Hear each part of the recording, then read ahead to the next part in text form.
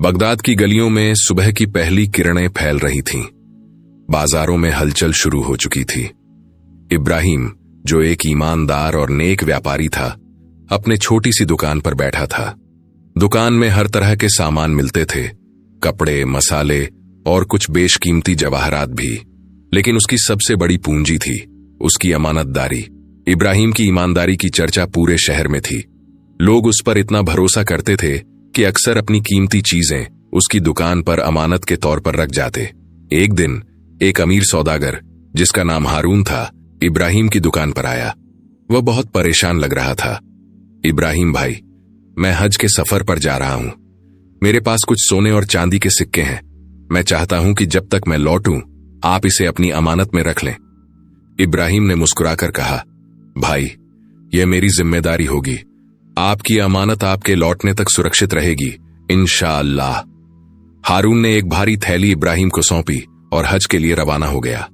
इब्राहिम ने वह थैली अपने गोदाम के सबसे सुरक्षित स्थान पर रख दी और रोज की तरह अपने कारोबार में लग गया।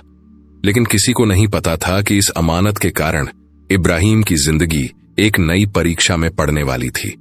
कुछ ही दिनों बाद इब्राहिम का एक पड़ोसी जफर, जो खुद भी एक व्यापारी था, उसकी दुकान पर आया। जफर को हमेशा से इब्राहिम की ईमानदारी पर शक था। उसने धीरे से कहा, इब्राहिम भाई, मैंने सुना है कि हारून अपनी पूरी दौलत आपके पास छोड़ गया है। इतनी बड़ी अमानत आपके पास है, क्यों ना आप इसका फायदा उठाए? आखिर वह इसे वापस मांगने तो नहीं आएगा। इब्राहिम ने नाराज होकर कहा, जफर भाई, अमानत एक बहुत बड़ी जिम्मेदारी होती है। यह सिर्फ सोना चांदी नहीं, बल्कि अल्लाह की ओर से एक परीक्षा भी है। मैं इसे कभी नहीं तोड़ सकता। जफर ने एक कुटिल मुस्कान दी और कहा, देखना, यह ईमानदारी तुम्हें मुसीबत में डाल देगी। और वह वहां से चला गया। रात का अंधेरा गहराने लगा। इब्राहिम अपनी दुकान से घर लौट आया था, लेकिन जफर के मन में एक बुरी योजना जन्म ले चुकी थी। उसने अपने दो साथियों के साथ मिलकर इब्राहिम के गोदाम में चोरी करने की योजना बनाई। आधी रात को जब पूरा शहर सो रहा था, जफर और उसके साथी गोदाम की तरफ बढ़े। लेकिन अल्लाह की कुदरत देखिए, जैसे ही उन्होंने गोदाम का ताला तोड़ने की कोशिश की, अचानक तेज आंधी आई और बिजली कड़कने लगी। चोर डरकर भाग खड़े हुए। सुबह जब इब्राहिम दुकान पर पहुंचा तो उसे गोदाम का ताला थोड़ा टूटा हुआ मिला। उसे समझते देर नहीं लगी कि कोई उसकी अमानत चुराने की कोशिश कर रहा था। अल्लाह का शुक्र है कि उसने इस अमानत की हिफाजत की, इब्राहिम ने कहा। लेकिन अब उसे समझ आ चुका था कि उसे और सतर्क रहने की जरूरत है। इब्राहिम ने गोदाम की सुरक्षा बढ़ा दी, लेकिन उसकी परेशानियां खत्म नहीं हुई। कुछ ही दिनों बाद शाही दरबार से बुलावा आया। वजीर ने फरमान भेजा कि इब्राहिम को तुरंत पेश किया जाए। इब्राहिम को चिंता होने लगी, आखिर मुझे दरबार क्यों बुलाया गया? क्या जफर ने मेरे खिलाफ कोई चाल चली है? जब वह दरबार पहुंचा तो वजीर ने गंभीर स्वर में पूछा, हमने सुना है कि हारून ने अपनी दौलत तुम्हारी दुकान पर रखी थी, लेकिन अब वह लौट कर नहीं आया और उसका परिवार उसकी दौलत का हकदार है। तुम वह अमानत दरबार को सौंप दो। इब्राहिम ने नरमी से जवाब दिया, मालिक, अमानत उसी को दी जा सकती है जो उसे सौंप कर गया था। जब तक हारून खुद न आए, मैं यह अमानत किसी को नहीं दे सकता। वजीर के चेहरे पर नाराजगी दिखी। अगर तुमने अमानत नहीं सौंपी तो तुम्हें सजा दी जाएगी। अब इब्राहिम एक बड़ी परीक्षा में था। अब इब्राहिम सोचने लगा, लेकिन बहुत सोचने के बाद उसने फैसला किया कि वह हारून की दी हुई अमानत वजीर को नहीं देगा। शाही दरबार में इब्राहिम का इनकार सुनकर वजीर गुस्से में भर गया।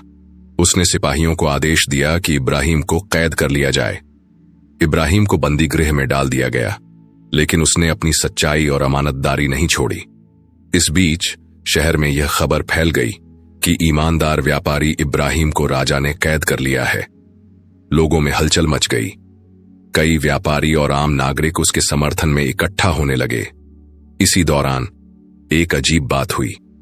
दरबार में हारून के परिवार का एक सदस्य आया और बोला, हमने सुना कि आप हमारे खजाने की बात कर रहे हैं, लेकिन हमें यकीन है कि हारून इस अमानत को केवल खुद ही लेने आएगा। हमें इसकी कोई जरूरत नहीं है और हम इब्राहिम भाई की अमानतदारी से पूरी तरह संतुष्ट हैं। राजा यह सुनकर हैरान रह गया। उसने इब्राहिम को दरबार में फिर से बुलाया और कहा, अगर हारून लौट कर नहीं आता तो यह दौलत तुम्हारी हो सकती है। इब्राहिम ने साफ इनकार कर दिया। राजन, यह दौलत मेरी नहीं है। मैं इसे तभी सौंपूंगा जब हारून खुद इसे लेने आएगा।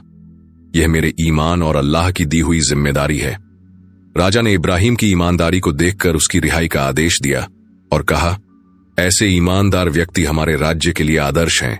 इब्राहिम की ईमानदारी की गूंज पूरे शहर में फैल चुकी थी। राजा खुद भी उसके सत्यनिष्ठ स्वभाव से प्रभावित हो चुका था। लेकिन अब भी यह सवाल बना हुआ था, हारून कहाँ है? क्या वह सही सलामत लौटेगा? इसी बीच जफर ने अपनी साजिशों को और आगे बढ़ाने की ठानी। उसने एक झूठा गवाह तैयार किया जो दरबार में यह गवाही देने वाला था कि इब्राहिम ने हारून की दौलत को अपने फायदे के लिए इस्तेमाल कर लिया है। दरबार में जफर ने राजा से कहा, महाराज, आप इतने ईमानदार व्यापारी की तारीफ कर रहे हैं, लेकिन आपको नहीं पता कि वह दौलत को खुद के लिए इस्तेमाल कर चुका है। मेरा गवाह यह साबित कर सकता है। राजा ने गंभीर स्वर में कहा, अगर तुम्हारा आरोप सही निकला तो इब्राहिम को कड़ी सजा दी जाएगी, लेकिन अगर यह झूठ निकला तो झूठा आरोप लगाने वाले को दंड मिलेगा। गवाह को बुलाया गया। उसने कहा, मैंने खुद देखा कि इब्राहिम ने हारून की दी हुई थैली से कुछ सिक्के निकालकर इस्तेमाल किए हैं। राजा ने इब्राहिम की ओर देखा और पूछा, तुम क्या कहना चाहते हो? इब्राहिम ने शांत स्वर में कहा, मालिक, इस आरोप को साबित करने के लिए मेरे गोदाम की तलाशी ले लीजिए। अगर अमानत में से कुछ भी कम निकले तो मैं हर सजा के लिए तैयार हूं।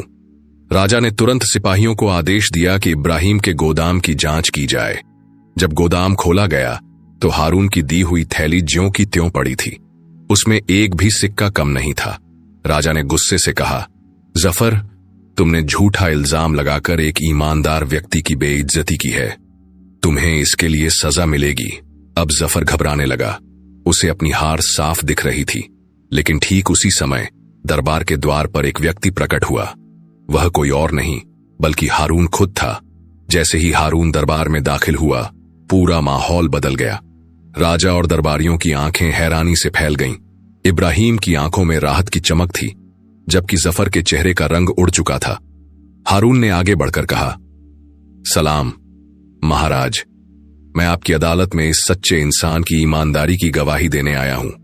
राजा ने गहरी नजर से हारून की ओर देखा और पूछा, क्या यह सच है कि तुमने अपनी दौलत इब्राहिम को अमानत के तौर पर दी थी? हारून ने सिर हिलाकर जवाब दिया, बिल्कुल सच महाराज। जब मैं हज के लिए रवाना हो रहा था तो मैंने अपनी सारी दौलत इब्राहिम के पास सुरक्षित रखी थी। मैं जानता था कि इस दुनिया में अगर कोई इंसान अमानत में खयानत नहीं करेगा तो वह इब्राहिम ही है।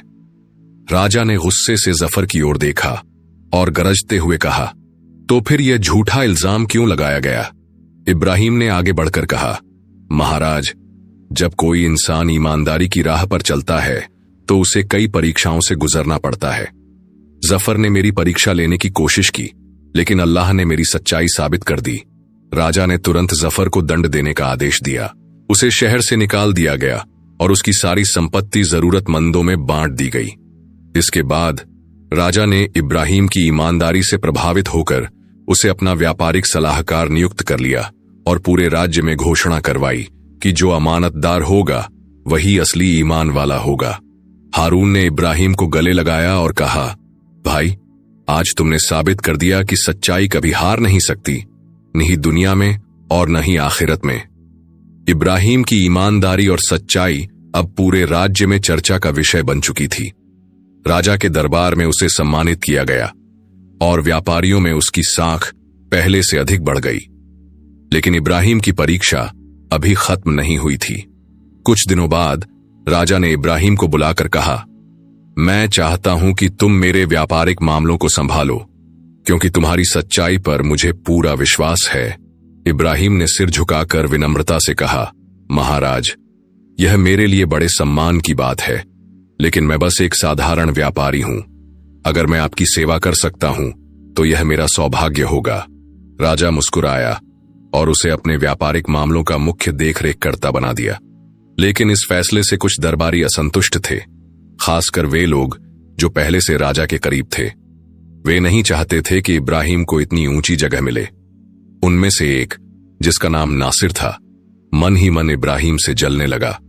नासिर ने इब्राहिम के खिलाफ एक नई साजिश रचने की ठानी। उसने कुछ व्यापारियों को उकसाया और इब्राहिम के खिलाफ गलत अफवाहें फैलानी शुरू कर दी। उसने कहा, इब्राहिम अब राजा का इतना विश्वास पात्र बन चुका है कि वह हमारे व्यापार को नुकसान पहुंचा सकता है। धीरे धीरे यह अफवाह फैलने लगी और कुछ व्यापारियों ने इब्राहिम पर संदेह करना शुरू कर दिया। एक दिन नासिर ने राजा से कहा, महाराज, इब्राहिम बहुत अच्छा इंसान है, लेकिन क्या आपने कभी उसकी परीक्षा ली है? क्या यह सही नहीं होगा कि आप उसकी सच्चाई को एक बार और जांच लें? राजा कुछ सोच में पड़ गया। उसने कहा, इब्राहिम ने अब तक सच्चाई और ईमानदारी ही दिखाई है, लेकिन परीक्षा लेना भी जरूरी है। राजा ने एक सोने की थैली ली और अपने एक गुप्तचर को देकर कहा, इसे इब्राहिम की दुकान में रख दो और देखो कि वह इसके साथ क्या करता है। गुप्तचर ने चुपचाप वह थैली इब्राहिम की दुकान के एक कोने में रख दी। इब्राहिम जब दुकान में आया तो उसने देखा कि वहां एक भारी सोने की थैली पड़ी है। उसने तुरंत सोचा, यह किसी की अमानत है और मुझे इसे उसके असली मालिक तक पहुंचाना चाहिए। इब्राहिम ने थैली को उठाया और अपने पास सुरक्षित रख लिया, यह सोचकर कि इसका असली मालिक कौन हो सकता है। अगले दिन राजा ने इब्राहिम को दरबार में बुलाया और पूछा, क्या तुमने अपनी दुकान में कोई सोने की थैली देखी थी? इब्राहिम ने विनम्रता से जवाब दिया, जी हां महाराज, मैंने वह थैली पाई थी और उसे सुरक्षित रख लिया ताकि मैं उसके असली मालिक को ढूंढकर लौटा सकूं। राजा मुस्कुराया और खड़े होकर बोला, यही मैं देखना चाहता था। इब्राहिम की ईमानदारी आज फिर साबित हो गई। राजा ने इब्राहिम की तारीफ की और नासिर की चाल नाकाम हो गई। अब सभी को एहसास हो गया कि जो सच्चाई की राह पर चलता है उसे कोई गिरा नहीं सकता। नासिर के मन में इब्राहिम के प्रति जलन और भी बढ़ गई थी। उसने ठान लिया था कि किसी भी तरह इब्राहिम को बदनाम कर देगा। राजा की अदालत में इब्राहिम की इज्जत और भी बढ़ गई थी, लेकिन नासिर की साजिशें खत्म नहीं हुई थीं। एक रात नासिर ने अपने कुछ लोगों को इब्राहिम की दुकान में चोरी करने भेजा। उसकी योजना थी कि चोरी का इल्जाम इब्राहिम पर लगाया जाए और राजा का भरोसा टूट जाए। चोरों ने इब्राहिम की दुकान से कुछ बहुमूल्य सामान चुराया और उसे नासिर के बताए स्थान पर छिपा दिया। सुबह होते ही नासिर ने शोर मचाया, महाराज, इब्राहिम की दुकान से चोरी हुई है और हमें शक है कि यह खुद इब्राहिम की चाल हो सकती है। राजा ने तुरंत सिपाहियों को आदेश दिया कि मामले की जांच की जाए।